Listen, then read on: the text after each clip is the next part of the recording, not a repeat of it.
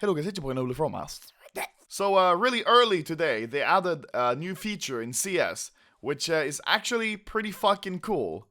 And you may see a slight difference here. What the fuck is that thing over there?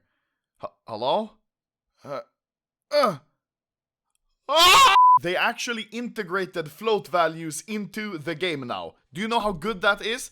That is very good on the scale. So in the update log, it says when inspecting in-game items from users' own inventory, from other users' inventories, and from community market, basically whenever you inspect a skin, players will now see an official item certificate that includes finish style, finish catalog number, pattern template, and wear rating. Nice. So what that basically means is, in this here item certificate, we can see finish style, which in my opinion is kinda useless, isn't it? I don't see a use for it. It's completely useless, right?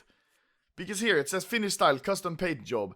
And if you were to check, for example, Bayonet Tiger Tooth, it will most likely say anodized multicolored. Yeah. And Huntsman Slaughter, probably anodized multicolored. Yeah. It's like the same thing. Probably anodized multicolored. Yeah.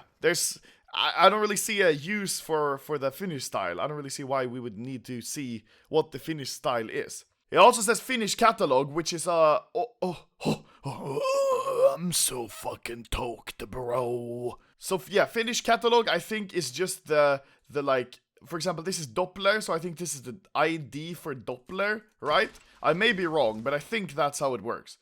And which is also, if that's the case, really unnecessary. I don't see why we would need to see that. It's just kind of dumb.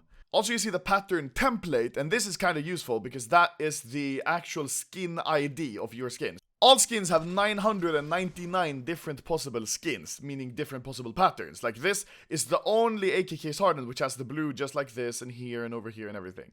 There are 999 different possible versions of that, like possible patterns. And this specific pattern is 880. And I guess this is kind of useful when you're trading for like a number one pattern, AKK's Hardened, for example. You want to make sure that it's actually 661 or 6, I don't remember, but it's something like that. Kinda useless if you're not like a really high tier trader, I'd say. Or, I don't know, I just feel this isn't very necessary.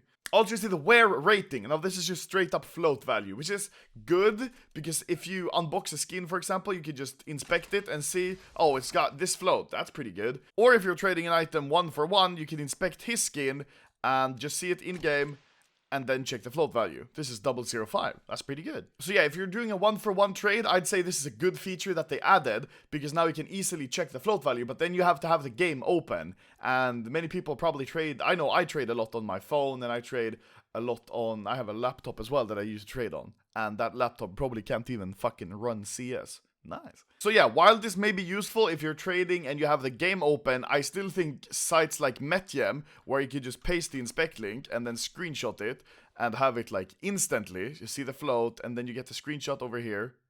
Boop. And then you can see, very nice skin. And that just took like a second and I don't need to have the game open. Also, if you're checking a lot of skins or you want to check a guy's full inventory or your full inventory, I think CSGO Zone is the best because there you see it loads all of the float values. For example, this Deagle 0.06, then can scroll down, this here Deagle 0.01, that's pretty nice, and it just loads all of your stuff so quickly.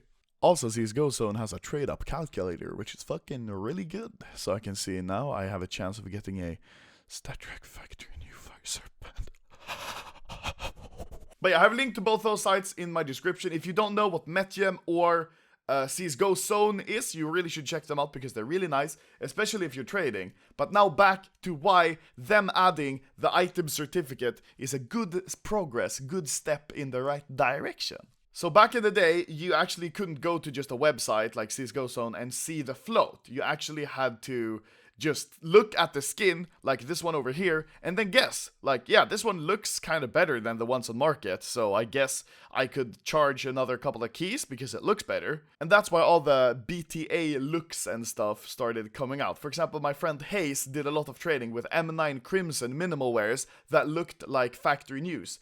And, you know, he didn't have any float to rely on, so he just went by eye, and he made a lot of profit because he would sell them as BTA, like better than average looking M9 minimal wares, Crimson Web, and he would sell them for a lot more. For example, he'd see that the ring was fully colored and that the spine was really nice, etc. I feel like this is a good way because they recently disabled the Steam API, so sites have a really hard time checking float value. For example, CSGO Exchange is kinda dead now. So on CSGO Exchange, after they disable this API, I think you can only load one float at a time, but with CSGO Zone, you can still load all the skins. So they shut down their API because of the amount of traffic that came through it. And I think this is a good step in order to reduce that traffic because, you know, now you can see it in game. I guess many people won't have to check on sites if they don't have many skins and would like to do big trades.